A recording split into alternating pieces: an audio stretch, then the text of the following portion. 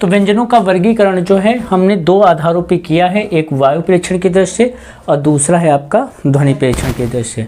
हमने बताया कि जो वायु प्रेक्षण है वो दो प्रकार का होता है, एक अल्प प्राण और महाप्राण, और ध्वनि प्रेक्षण दो प्रकार का होता है, सघोष या इसी को घोष कहेंगे, और एक है। अच्छा देखो, अब यहाँ पर ध्यान से देखो कि अल्प प्राण क्या होता है। तो अल्प का मतलब क्या होता है, कम, और प्राण का मतलब क्या होता है, वायु। यही तो होगा, अल्प का मतलब कम, प्राण का मतलब वायु। और इधर आ जाओ, महा का मतलब क्या होता है, अधिक, है ना, और प्राण का मतलब क्या होगा, प्राण का मतलब वायु हो जाएगा। तो ऐसे में अब हमने क्या बताया था,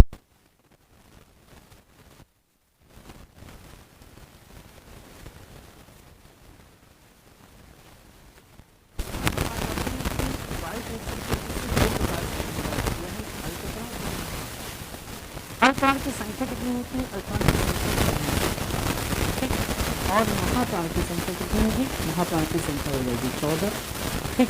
इसके बाद सघोष की संख्या, सघोष की बात करेंगे तो सघोष की संख्या होती है 31, और 31 का उल्टा क्या हो जाएगा, 31 का उल्टा हो जाएगा 13। तो अघोष की संख्या कितनी हो जाएगी, 13 हो जाएगी, है ना। अघोष की संख्या हो जाएगी 13, ये अघोष की संख्या हो जाएगी 13। अब देखो अल्पप्राण कौन कौन से होते हैं ये समझो, है ना। अल्पप्राण कौन कौन से होते हैं, तो अल्पप्राण में आएंगे किसी भी वर्ग के सभी पहले व्यंजन, सभी तीसरे व्यंजन और सभी पांचवे व्यंजन, ठीक। पहले, तीसरे और पांचवे व्यंजन आएंगे। तो सभी पहले व्यंजन कौन से होते हैं बताओ, सभी पहले व्यंजन का, चा, टा, ता, पा। सभी तीसरे कौन से होंगे, गा, जा, डा, दा, बा, और पांचवे अंगा, इयाड़ा, नमा हो जाएंगे। तो यहाँ पर लिख सकते हो आप का, चा, टा, ता और पा, ठीक। सभी तीसरे कौन से हो जाएंगे, तीसरे गा, जा, डा, दा और बा हो जाएगा। पांचवे कौन से हो जाएंगे, अंगा, है ना, इया, ड़ा, ना और मा। अच्छा अभी देखो, अभी ये टोटल कितने हुए हैं, 15 हुए, संख्या कितनी, 29। तो 4 इसी में हम रख देंगे अंतस्थ व्यंजन। कौन से व्यंजन रख देंगे, अंतस्थ व्यंजन 4 रख देंगे। तो या, रा, ला और वा हो गए 15 टोटल, ये हो गए, और प्लस 4 ये हो गए, टोटल कितने हो गए, कितने हो गए, 19 हो गए। 15 4 कितना होता है, 19 होता है। वही संख्या यहाँ पर लिखी हुई है, बात क्लियर। अब इसके बाद बात आती है महाप्राण की। महा का मतलब अधिक, प्राण का मतलब वायु। तो ऐसे व्यंजन जिनके उच्चारण में वायु अधिक निकलती है उनको हम महाप्राण कहेंगे। तो अब देखिए यहाँ पर कौन कौन से छूटे हैं, दूसरा छूटा है, और यहाँ पर कौन सा छूटा है, तीसरा, सॉरी चौथा, दूसरा छूटा है और चौथा। तो किसी भी वर्ग के सभी दूसरे वर्ण और सभी चौथे वर्ण, ध्यान से समझना, है ना, दूसरे वर्ण और चौथे वर्ण। तो दूसरे कौन से हो जाएंगे, खा, छा, ठा, ठा होगा ना, ठा, था और फा, फा हो जाएगा, खा, छा, ठा, था, फा। और चौथे कौन से हो जाएंगे, घा, ठीक, झा, ढा, धा और भा, ये हो जाएंगे। अच्छा ये हुए कितने हैं, अभी टोटल 10 हुए हैं, प्लस 4 इसी में ऊष्म व्यंजन आ जाएंगे।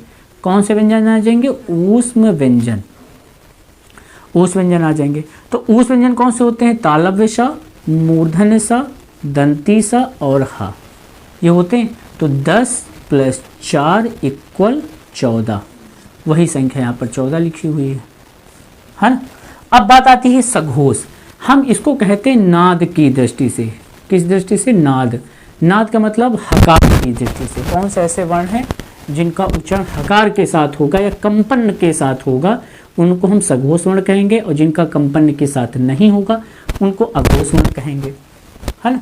अब देखो, अब यहाँ पे शुरुआत हम करेंगे किसी भी वर्ग के तीसरे वर्ण, फिर चौथे वर्ण और कोई भी पांचवा वर्ण, तीसरा, चौथा और पांचवा वर्ण, ठीक।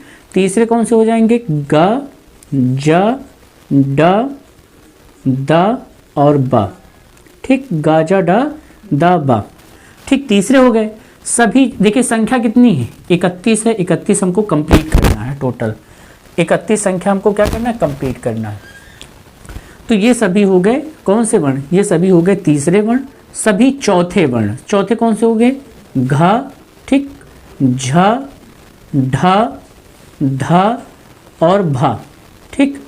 और लास्ट में कौन से आएंगे, अंगा, इया, ड़ा, ना और मा, ठीक। अच्छा देखो 15 टोटल ये हो गए, प्लस सभी स्वर आ जाएंगे, सभी स्वर। अच्छा सभी स्वर की संख्या कितनी है, 11।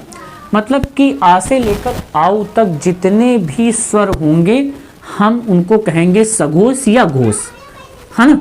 तो हम यहाँ से लिखे दे रहे हैं आ से लेकर आउ तक, आ से लेकर आउ तक स्वर। इसका मतलब जितने भी स्वर हैं वो स्वर को हम सघोष कह सकते हैं, सभी स्वरों को हम सघोष कह सकते हैं, आ से लेकर कहाँ तक, आउ तक, है ना, या घोष भी कह सकते हैं। तो भैया संख्या कितनी, संख्या 11 है, ठीक इनकी। तो ये कितने हैं, 15, 15 11 कितने हो गए, 26, है ना। पहले 15 आपके व्यंजन ये वाले और प्लस 11 आपके क्या हो गए, स्वर हो गए। तो 15 11 26, अभी कितने बचे, 5 बचे हैं, है ना। 26 हुए, 26 5 31 होता है। तो प्लस इसमें आपके 4 अंतस्थ व्यंजन भी शामिल किए जाएंगे। क्या शामिल किए जाएंगे, अंतस्थ व्यंजन शामिल किए जाएंगे। कौन कौन से, या, र, ला और वा। संख्या अब कितनी हो गई, टोटल यहाँ पर 30 हो गई।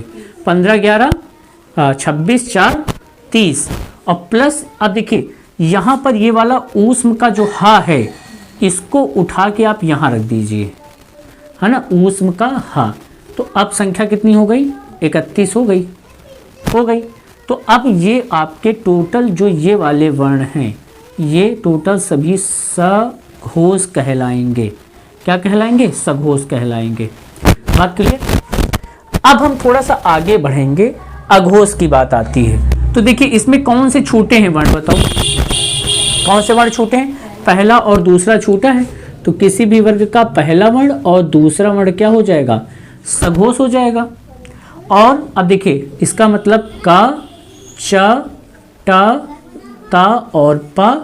और ये कौन सा है, दूसरा घा, झा, है ना, घा, झा, ढा, ढा होगा ना, ढा सही तो लिखा है, घा, झा, ढा, धा और भा, ठीक, घा, झा, ढा, धा, भा। अब देखिए यहां से अगर हम हा को हटाया था हमने यहां से, तो कितने सा बचे, 3 सा। तीनों सा को इसी में रख देंगे, तालव्य सा, मूर्धन्य सा और दंती सा। इसका मतलब यहाँ पर 10 + 3 = 13। तो किसी भी वर्ग के सभी पहले तीसरे पांचवें वर्ण और अंतस्थ व्यंजन 4 वो अल्प प्राण होंगे। इसके बाद महाप्राण किसी भी वर्ग के दूसरे और चौथे वर्ण कौन कौन, और प्लस आपके ऊष्म व्यंजन 4 10 4 14, है ना, महाप्राण होंगे। किसी भी वर्ग के तीसरे चौथे पांचवें वर्ण सभी स्वर 4 अंतस्थ व्यंजन और ऊष्म का हा वो क्या होगा, सघोष होगा। और अघोष क्या होंगे, किसी भी वर्ग के दूसरे और पहले वर्ण अघोष होंगे और प्लस 3 इसमें क्या हो जाएंगे, आपके ऊष्म व्यंजन। इसका मतलब ऊष्म व्यंजन संघर्षी व्यंजन भी हैं और अघोष भी हो गए, है ना। अब इसको नोट कर लो, फटाफट नोट कर लो भाई।